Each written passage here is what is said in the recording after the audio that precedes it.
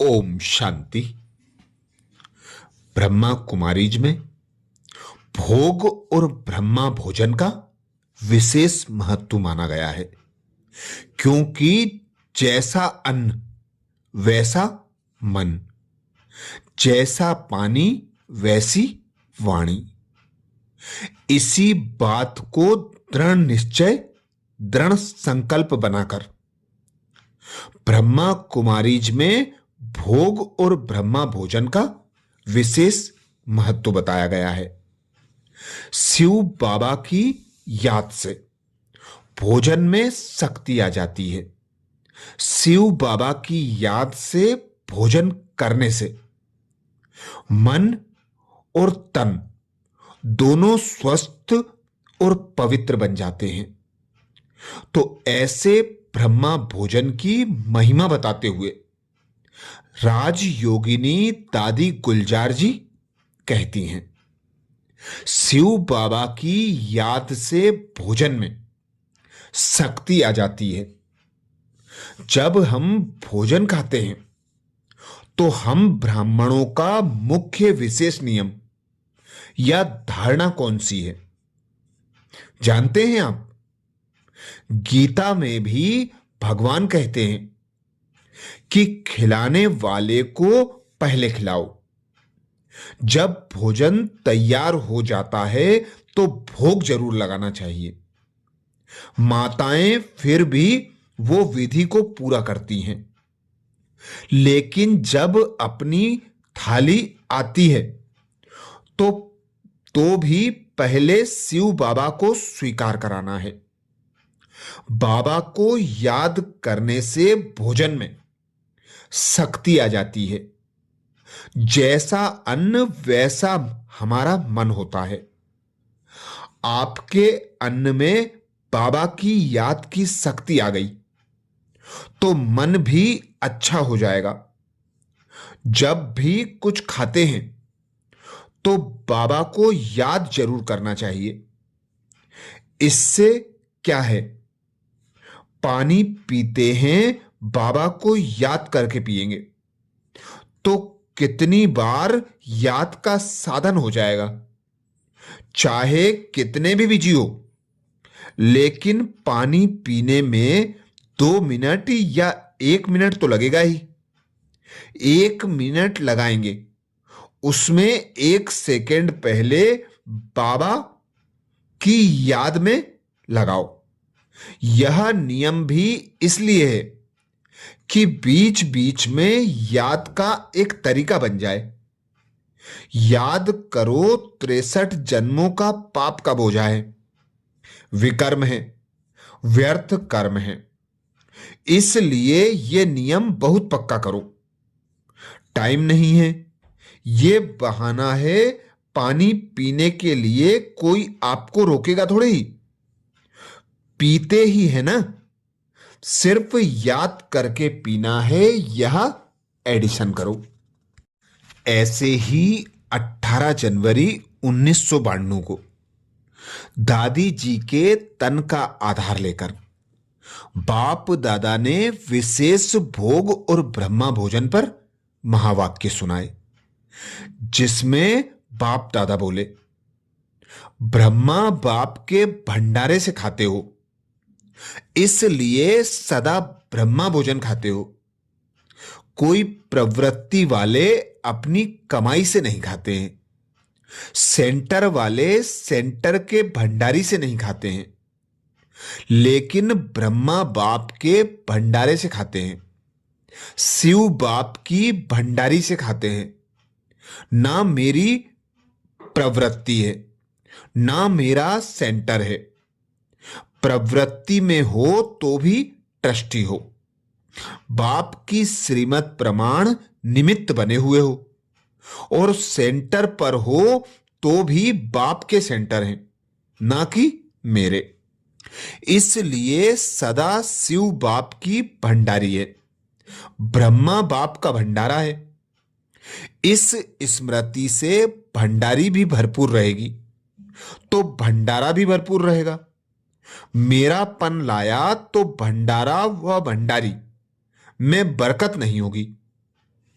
किसी भी कार्य में अगर कोई प्रकार की खोट अथवा कमी होती है तो इसका कारण बाप की बजाय मेरेपन की खोट है, इसलिए खोट होती है। खोट शब्द कमी को भी कहा जाता है और खोट शब्द अशुद्धि मिक्स को भी कहा जाता है। जैसे सोने में खोट अर्थात खाद पड़ जाती है ना, गुलाब जामुन या मिठाई खाने के लिए ही बाप दादा ने गुरुवार भोग रखा है। भोग में खुद भी खाते हो और बाप दादा को भी स्वीकार कराते हो। घर में बनाए नहीं बनाए, लेकिन गुरुवार को तो मीठा मिलेगा ना। और जब कभी खुशी का उत्सव होता है तो भी मुख मीठा कराते हैं। ये महावाक्य अव्यक्त बाप दादा के 31 दिसंबर 1994 के हैं। ऐसे ही 16 मार्च 1995 को बाप दादा बोले थे। बाप दादा तो आपके प्यार का फल भी प्यार से ही स्वीकार करते हैं, लेकिन जो स्टूडेंट आते हैं वो अपने अपने स्थान पर इतनी चीजें तो नहीं बना सकते।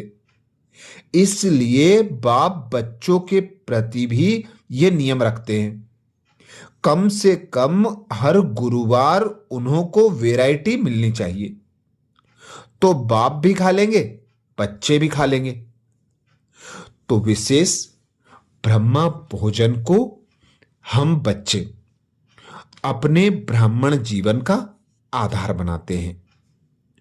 भोग और ब्रह्मा भोजन को विशेष स्मृति में रखते हुए, शुद्धता व पवित्रता को अपनाते हुए, परमात्मा याद से उसमें शक्तियां भरते हुए हम अपने संपूर्ण जीवन अर्थात मन और तन दोनों का परिवर्तन करते हैं। इसीलिए ब्रह्मा भोजन के बारे में कहा जाता है कि स्वयं भगवान उस भोजन की भासना लेते हैं। स्वयं भगवान को वह भोग डायरेक्ट लगाया जाता है, तो डायरेक्ट उसमें परमात्म शक्तियां समाई होती हैं और वही शक्तियां हमारे तन और मन को शुद्ध बनाती है। इसीलिए बाबा कहते हैं सतोगुणी भोजन खाना है। सतोगुणी का मतलब है किसी योगी का बनाया हुआ। ज्यादा चटपटा या बासी भोजन भी तामसिकता की श्रेणी में आता है। जब ट्रेन में हम खाते हैं, अनेकों की दृष्टि उसमें जाती है। मनुष्य की मनोस्थिति का प्रभाव दृष्टि से आता है। हमारा भोजन इतना शुद्ध हो कि ऐसे वैसे किसी की दृष्टि भी ना पड़े। बनाया भी बाबा की याद में और खाया भी बाबा की याद में। बाबा अपना अनुभव सुनाते थे कि बच्चे यह तन बाबा का है। बच्चे ये साकार बाबा जब खाता है तो ये स्वयं नहीं खाता, तन उसका है ना। तो बाबा मुझे गिट्टियां खिलाता है। कभी मैं नटखट पना भी करता हूं, लेकिन फिर मुझे पकड़कर बड़े प्यार से खिलाता है। बाबा हमें सिखाता था कि आप भी ऐसे नहीं कहो हम खा रहे हैं, कहो बाबा मुझे खिला रहा है। दूसरी बात बाबा कहता था, जब बनाओ तो भोजन का भोग जरूर लगाओ। बाबा ने यहां तक कह दिया है कि नियम और मर्यादा से बने हुए भोजन का जिस किचन में भोग लगता है, उस किचन में दाल रोटी कभी खत्म नहीं होगी।